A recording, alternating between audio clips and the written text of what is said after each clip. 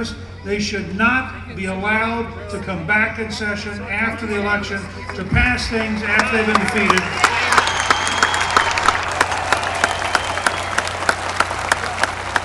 This weekend, I want you to go home.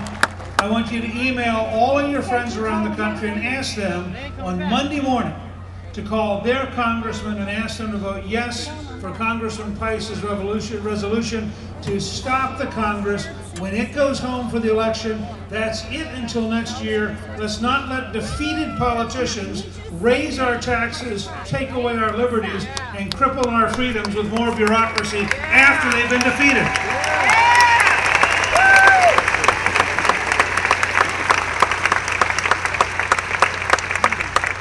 Finally, I could not come here in northern New Jersey without mentioning what I think is the absolutely irresponsible position of the Attorney General of New York and the Mayor of New York, who refuse to ask the tough questions about the mosque at Ground Zero.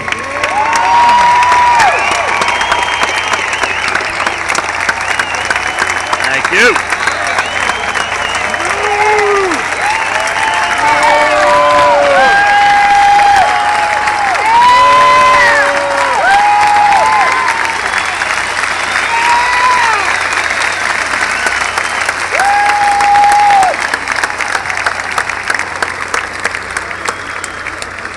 Sorry, guys. The Attorney General, Andrew Cuomo, has been a portrait. Let me finish.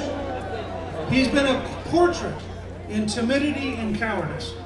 He has refused to ask any of the tough questions that as Attorney General he could ask about where this group is getting its money from, what this group is up to, who is behind this group, and he has hidden and refused to do his job. He doesn't mind suing American companies, he doesn't mind suing American citizens, but when you get a group that wants to build a mosque a couple blocks from Ground Zero, suddenly the Attorney General can't be found, and every one of you ought to help us smoke him out and tell him it's time to stand up and do your job.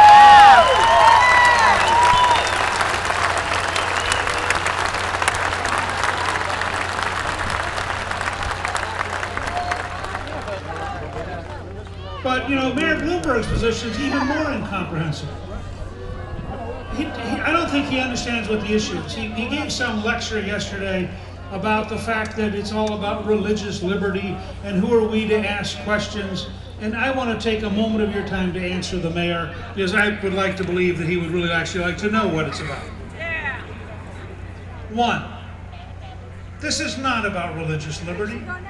There are over 100 mosques in New York City.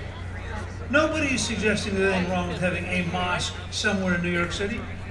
And in fact, if the people who want to build the 13-story, $100 million mosque and community center would like to build it in the South Bronx where they need the jobs, I would applaud them for moving the mosque to the South Bronx and say that's a sign of genuine sensitivity to the American people and a real effort to understand America. So let's be clear what this is. This is a political statement by radical Islamists to say to the world, we can tear down two of America's greatest buildings and we can build a facility right next to them, and the Americans are too dumb and too timid to even stop us from rubbing it in their face.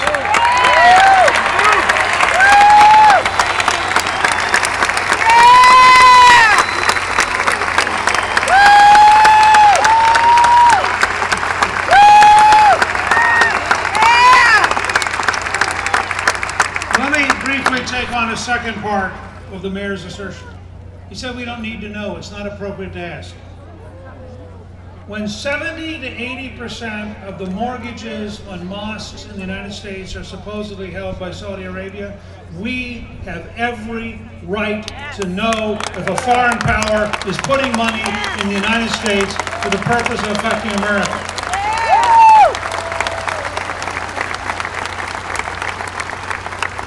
And if somebody like the imam leading this project favors Sharia as the law of the United States, which is a medieval Islamic legal system, we have every right to say that's a political decision, it's not a religious decision, and we have every right to know where their funding comes from, because now we're talking about the politics of replacing the American Constitution with a foreign model of law which would eliminate America as we've known it, and we, the American people, have every right to know where it's funded from and who's trying to do it.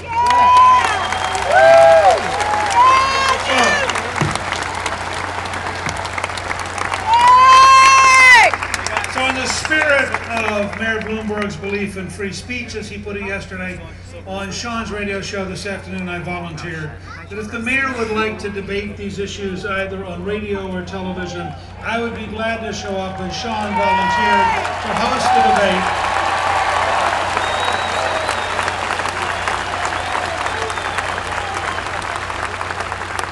And some of you next week might like to call City Hall and encourage him to actually stand up on the same platform and defend ideas which I believe are indefensible, and I think will be a great education for all of America.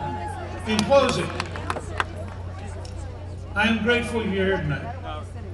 I want you to know what has made America astonishing is not its presidents, not its millionaires, not its great cities, not its big buildings. What has made America remarkable is the millions of everyday citizens who get up every morning, take care of their family, go to work, invent the future, solve problems, and create a better country.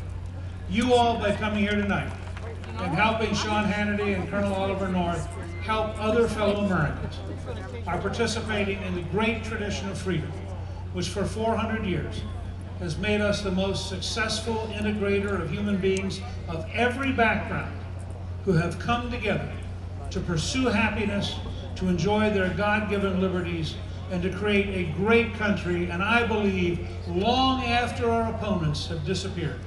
Freedom will be here, America will be remarkable, and we will again be the country that our parents wanted us to be. Thank you. Newt Gingrich, ladies and gentlemen, Preston Gingrich.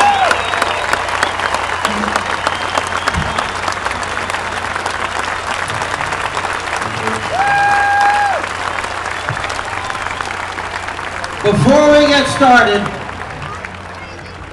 you want me to sing the devil or not? Those of you...